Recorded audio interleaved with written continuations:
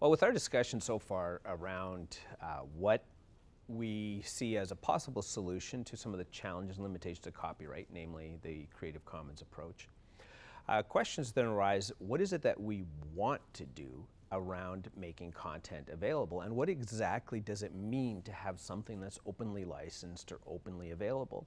Specifically, what are the rights? What are the reuse capabilities of that particular educational resource? And I think you've done more thinking of this than probably anyone in this space, and you now have 4R's that have decided to have a child, and now you're up to 5R's. Yeah.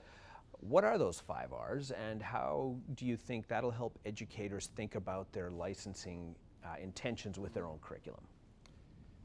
Yeah, so the 5R's are a set of activities that you need to have permission to engage in with regard to a certain piece of content, for that content to be considered open. And the original 4R's were reuse, revise, remix, and redistribute. And I'll say a bit about what those mean in a minute, but the 5th R child of those 4R's is retain. And that's particularly important. I think you'll get into this later, but yeah. In our digitized world, especially ebooks and other resources, that becomes pretty important. Well, it became apparent to me at some point that all reuse, revise, remix, redistribute, all of those activities assume that you were able to retain in the first place. You can't actually engage in those other activities. So retain turns out to be the fundamental R, the fundamental activity, particularly in a world of Netflix and Hulu and Spotify and services that want to rent me month to month access but never want to grant me ownership. See, and that's something that in some cases, if I can pay $8 a month for access to the world's knowledge, I'd do that. Mm-hmm. The difficulty, though, is educational content doesn't come at $8 a month.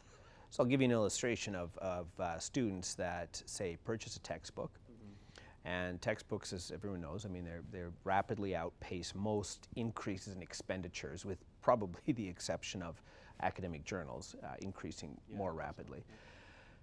So I purchase a textbook. It could be physical, it could be digital. There'll almost always be a digital component to it now, and that digital component will typically be some tutorials, it'll be perhaps videos, it'll be some interactive simulations and activities and so on. I'll pay anywhere from perhaps a low of $25 up to $100 plus for access to that, and that access will last anywhere from a semester to a year, rarely longer though. So that's the issue there, is that if they were saying $8 a month, we'll give you access to this as long as you pay us $8 a month, I'd say, yeah, okay, give me access to all the academic publishing in the world for $8 a month, the way that Netflix does for a large part of digital content. But our situation is very different. So even the Netflix example isn't quite the argument for retention that we have with, say, what happens with textbooks, where you pay $25, $50, $75 to have access to a set of interactive activities online for a semester. So I think first, it's been a long time since you've paid for a textbook if you think it tops out at $75 or $100. Oh, the access to the digital components. Yeah, no, I hear you. But yeah, you know, the idea that I have to keep paying and I have to pay over and over and over again, and the day that I stop paying, I lose access. That there's very much a movement among all digital media, whether it's video, music, movies, music, TV, or textbook publishing, that if I can own a copy of a work, you only make money from me one time, and once I own that copy, now there's a secondary market that's created for me to resell my textbook, resell my old DVD, resell my old CD, and there's a lot of exchange that happens in which the original publisher isn't able to make any money. Right. And so it's totally in the best financial interest of the people producing media to ensure that ownership is impossible, and that access is the only, this kind of paid month to month, and the month you stop paying, you don't get access anymore.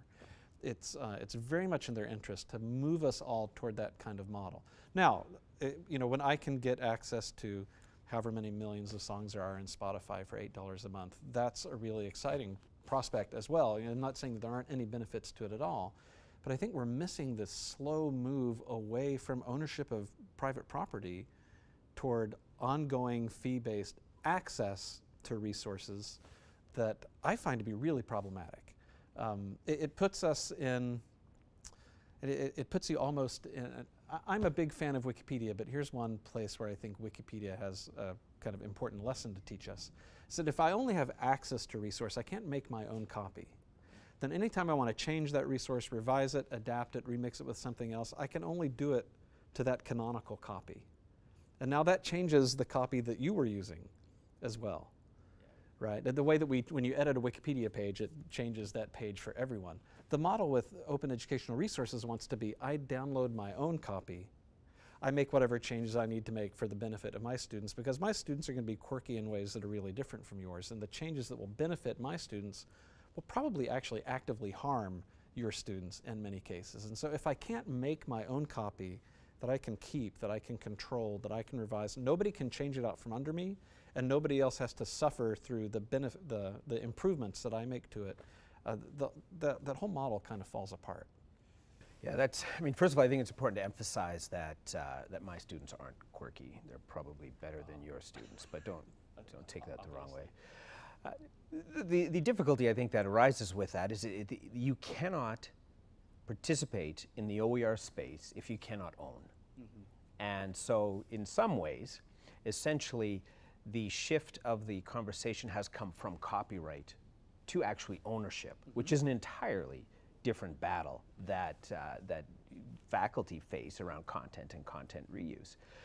Simple illustration. So I use Office 360, the online version where you pay X number of dollars a year and you get 5 licenses. It's cheaper in the short run than me buying that physical copy that I used to buy, where I would own it. I might not be able to change it, but technically I owned it. If I sold my laptop, in theory, there may be options for that software to stay on there, and so on. But now it's subscription-based. And subscription takes ownership capabilities away from the individual and puts it in the hands of the corporation. A classic example, not at all ironic, was the 1984 text that was removed from Kindle users that were reading it, that was remotely removed or wiped from by Amazon. What do you think the space would look like if we don't have greater appeal to the value of retention or the ability to retain? Does that limit future capabilities of the open education resource movement or the open education movement in general if we don't start seeing some focus on retention? Yeah, well, I think retain becomes one of the bigger differentiators between commercial and openly licensed materials. As you start to say, okay, I can see that OER are much less expensive or free. I can see that there's some permissions, there's some new pedagogy, something that I can engage in over here that I don't fully understand yet, but that sounds kind of exciting. But the idea that students will be able to own a copy that 2 semesters from now they can look back on as they're taking another course that they're engaging in, all the things that come around ownership will be a bigger and bigger differentiator as publisher systems become more DRM'd, more locked down, more restrictive in what they permit you to do with materials. Well, and universities are part of the problem too. Like I look at if you take let's say a course at a university using Blackboard, Canvas or Moodle, a university, if they own the software, or even if they have a license with, say, Canvas and the contents in the, not physically on their university, but it's hosted remotely or in the cloud. Some students, depending on the structure of the university, lose access after a semester, after a year, certainly after a degree completion. Yeah. Even though, and the fascinating part about this is they don't just lose access to the curriculum material, they lose access to their own contributions to that curriculum. Like they lose access to their blog posts, or they lose access to the artifacts they created in the course. So it's not just publishers that are intentionally sort of invoking remote control of content through a rental model, but as universities, we're renting our technology infrastructure to the students, so to speak, contingent on their low subscription fees of $20,000 a year. How do universities make practical changes to move away from that from a retention or retain side? Is there any option? Yeah, well, unfortunately, a lot of that is passed through from the publishers or from the creators of the software, getting passed through the university to the students. So if the university signs a contract where we're paying for Blackboard per active student, then it's in the institution's financial interest to cut off access the day after you graduate, or to kick you out of that course as quickly as we can, because if we just let users pile up and pile up and pile up, then our contract for Blackboard costs more and more every year. So part of What we have to do to be better at promoting retain rights for students is we have to negotiate smarter contracts with vendors on the software side. Okay, so critically, we have to be able to retain content. We have to be able to retain the thing that we're paying for. There has to be ownership that is at the individual's level. So completely understand the critical nature of why retain is such an important right for open education movement. Can you talk a little bit about each of the 4 R's then, recognizing that they're essentially rooted in the soil of being able to retain? Right, so once I've downloaded that copy that now I own and control and no one can take away from me and it belongs to me, with that copy I can reuse it, which is the first R, which is just to take it verbatim, exactly the way I got it, and distribute it in class, assign students to read it, whatever it is I might do with it, with that verbatim copy in that way. Revise is the next R, and that means opening that artifact up and tinkering with its insides to maybe, as I've used the example a couple times, of translating it into another language, or maybe there's a case study in there that's written very specifically toward students who might be at BYU in Utah who come from a very particular kind of background that doesn't make any sense to your students at UTA, and you'd like to pull that case study out and put a new one in. And you literally just want to backspace over a couple of paragraphs and write in a couple of new ones. That kind of revision is an activity that you have to have permission to engage in. Remix is the third of the original 4 R's, and that is to take multiple open educational resources and combine them into something new. So it might be some videos from here, some simulations from this source, and words from a third source that I want to pull together into a genuinely new artifact. And then redistribute is the final permission. Whether you're talking about the verbatim copy that you retained originally that you wanted to reuse, or your altered, adapted, improved, revised version, or the mashup that you created, you have to have permission to freely redistribute those either verbatim or altered copies.